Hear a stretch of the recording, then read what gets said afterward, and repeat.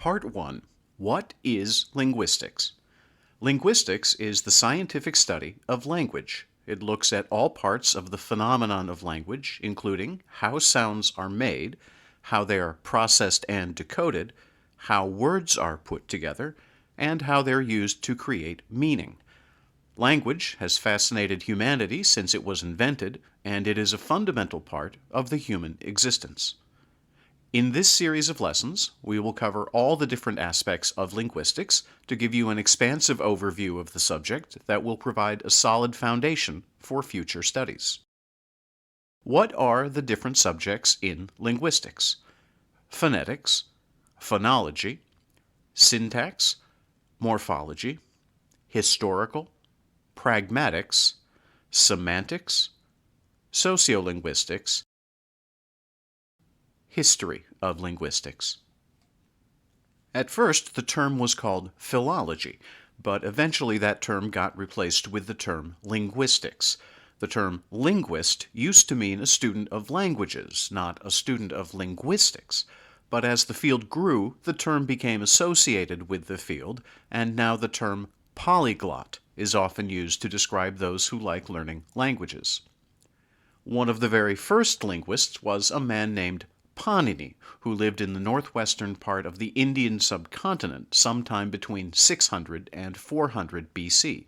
He studied Sanskrit, and his theories became the basis of many modern linguistics theories. His theories of morphological analysis remained the most advanced theory on the subject as late as the 20th century. An important early work of modern linguistics was the work done by Sir William Jones, who discovered links between Sanskrit, ancient Greek, and Latin, and that other languages might be in this group too. His findings would lead to the creation of modern historical linguistics and the study of Indo-European languages.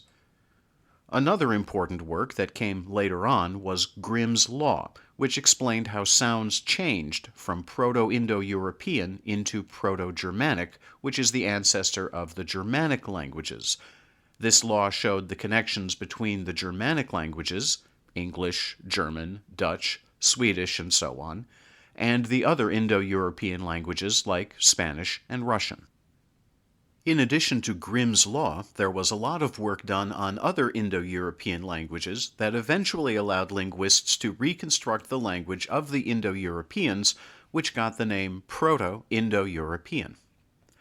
In the 20th century, linguist Ferdinand de Saussure created the Structuralist Approach to linguistics, where examples of a language are collected and analyzed so that they can be studied in detail.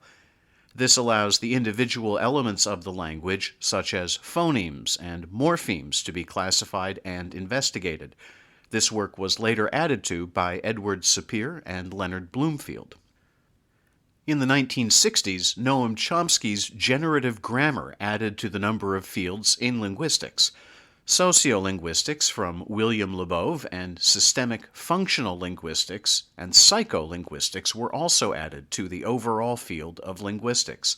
The field is growing all the time as current knowledge is expanded upon and new fields are created.